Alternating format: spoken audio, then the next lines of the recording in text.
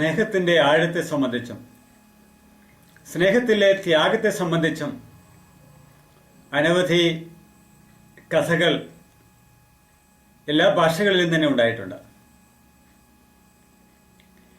ഒരു പ്രാവിനെയും തേനീച്ചയെ സംബന്ധിച്ച ഒരു കഥ ഇപ്പോൾ എൻ്റെ ഓർമ്മയിൽ വരികയാണ്. ഒരു വിഷുക്കാലമായിരുന്നു. കണിക്കൊന്നകൾ നിറയെ പൂക്കൾ ചൂടി നിൽക്കുന്ന കാലം. ഇങ്ങനെ ഇരിക്കുന്ന അവസരത്തിൽ ഒരു നദിയുടെ തീരത്ത് നിൽക്കുന്ന ഒരു കണിക്കൊന്ന നിറയെ പൂക്കളുമായി നിൽക്കുകയാണ്. അതിൽ അനവധി തേനീച്ചകൾ വന്ന് തേൻ കുടിക്കുകയാണ്. ഇങ്ങനെ ഇരിക്കുന്ന അവസരത്തിൽ ഒരു പ്രാവ് ഒത്തിരി പറന്ന് ക്ഷീണിച്ച് ഈ കണിക്കൊന്നയുടെ കൊമ്പിൽ വന്നിരുന്നു. അത് തളർന്ന് അവശയായ അവസ്ഥയിലായിരുന്നു പ്രാവ്. അങ്ങനെ ഇരിക്കവേ ഈ പ്രാവ് പെട്ടെന്ന് ഒരു കാഴ്ച കണ്ടു.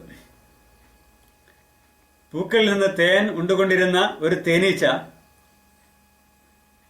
പെട്ടെന്ന് അവശയായി എങ്ങനെയോ കാൽ വഴുതി നദിയിലേക്ക് വീണു. നദിയിൽ അത് മുങ്ങിത്താഴുവാൻ തുടങ്ങി. പ്രാവ് വളരെ ക്ഷീണിച്ച് അവശയായിട്ടാണ് ഇരിക്കുന്നത്. അതിന് സഹായിക്കണമെന്ന് ആഗ്രഹമുണ്ട്. എങ്കിലും ശരീരം വല്ലാതെ ക്ഷീണിച്ചിരിക്കുന്നു. ഏതായാലും പ്രാവ് ഒട്ടും മടിച്ചില്ല. പ്രാവ് ആ കണിക്കൊന്നയുടെ ഒരു ചെറിയ കമ്പ് അടർത്തി താഴേക്ക് ഇട്ടുകൊടുത്തു. തേനീച്ച മുങ്ങിത്താണുകൊണ്ടിരുന്നതിന് അടുക്കലായി ഈ ചെറിയ കമ്പ് ചെന്ന് വീണു. നല്ല ഉണക്ക കമ്പായിരുന്നതുകൊണ്ട് വെള്ളത്തിൽ താന്നില്ല. പെട്ടെന്ന് തേനീച്ച ആ കമ്പിൽ പിടിച്ചു കയറി രക്ഷപ്പെട്ടു, പറന്ന് മുകളിലേക്ക് ഉയർന്നു. ഈ പ്രാവിനോട് ഒത്തിരി നന്ദി തോന്നി ഈ തേനീച്ചയ്ക്ക്. മുകളിലെത്തിയ തേനീച്ച വീണ്ടും തേൻ കുടിച്ചു തുടങ്ങി. അപ്പോഴാണ് പെട്ടെന്നൊരു കാഴ്ച കണ്ടത്. ഒരു വേടൻ ഈ പ്രാവിനെ ഉന്നം പിടിക്കുന്നു. ഈ സമയത്ത് പ്രാവ് വളരെ അവശയായിരുന്നത് കൊണ്ട് അവൾ തന്റെ തല ചിറകിനടിയിൽ ഒളിപ്പിച്ച് ഒരു നിമിഷം വിശ്രമിക്കുകയായിരുന്നു. അതുകൊണ്ട് വേടൻ ഈ പ്രാവിനെ ഉന്നം പിടിക്കുന്നത് കാണുവാൻ കഴിഞ്ഞില്ല. ഉടൻ തന്നെ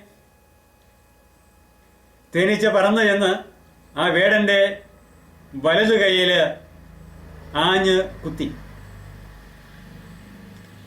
പെട്ടെന്ന് വേദന കൊണ്ട് വേടൻ പുളയുകയും അയാളുടെ അമ്പ് ലക്ഷ്യം തെറ്റി ഉയരങ്ങളിലേക്ക് പോവുകയും ചെയ്തു. പെട്ടെന്ന് പ്രാവിനത് കാണുവാൻ കഴിഞ്ഞു.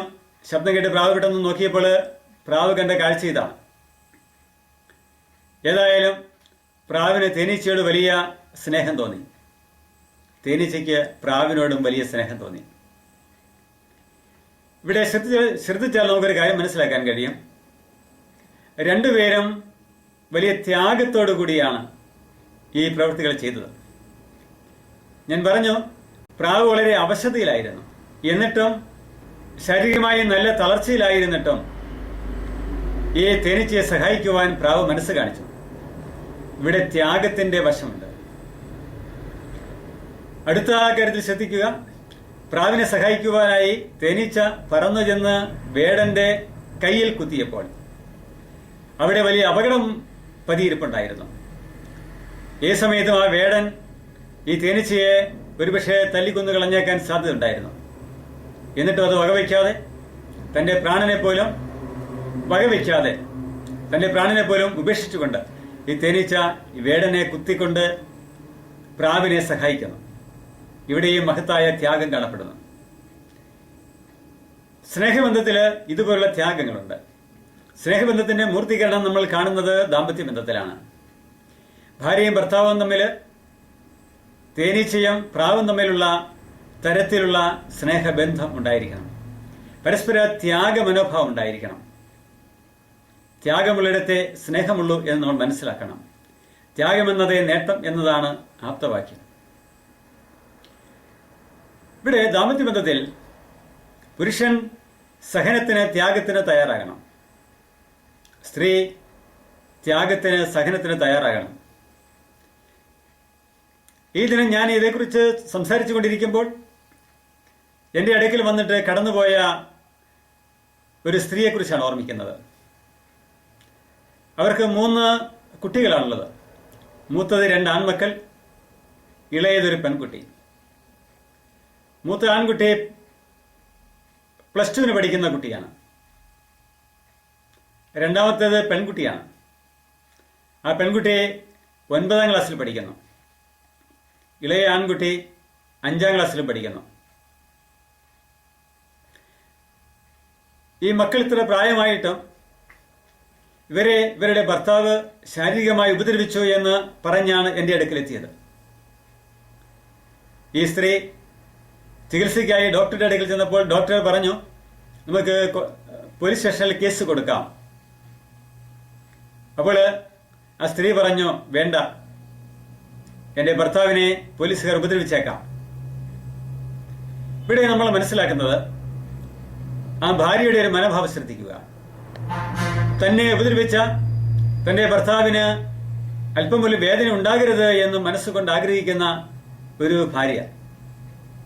ഇവിടെ ഇതിനെ സ്നേഹമെന്ന് വിളിക്കണോ അതോ അതിനും അപ്പുറം വിളിക്കണമോ?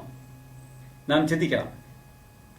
ഏതായാലും സ്നേഹത്തിൽ ത്യാഗമുണ്ട്, വലിയ സഹനമുണ്ട് എന്നുള്ളത് നാം ഓർമ്മിക്കുക. സഹിക്കുവാനും ത്യാഗ മനോഭാവത്തോട് സമീപിക്കുവാനും സ്നേഹം നമ്മോട് ആവശ്യപ്പെടുന്നു. ഇത് ദാമ്പത്യബന്ധത്തിൽ ഏറെ അധികം ആവശ്യപ്പെടുന്നു, വളരെയേറെ ആവശ്യപ്പെടുന്നു. അപ്പോൾ മാത്രമാണ് ദാമ്പത്യബന്ധം വിജയിക്കുന്നത്. ക്ഷമയും സഹനവും ദാമ്പത്യബന്ധത്തിലും മറ്റ് സുഹൃത്ത് ബന്ധങ്ങളിലും ഒഴിച്ചുകൂടാനാവാത്തതാണ്. അല്ല, ജീവിതം തന്നെ ഒരു പ്രശ്നമോ? എല്ലാം ഒന്ന് പെയ്തൊഴിഞ്ഞിരുന്നെങ്കിൽ എന്ന് നിങ്ങൾ ആഗ്രഹിച്ചിട്ടില്ലേ? അതെ, എല്ലാം പെയ്തൊഴിയുവാൻ മനസ്സ് തുറക്കും. നിങ്ങളുടെ സഹായത്തിന് help line numbers 9496379230, 9847304999, email @gkalapura@gmail.com, counselorsforum@gmail.com.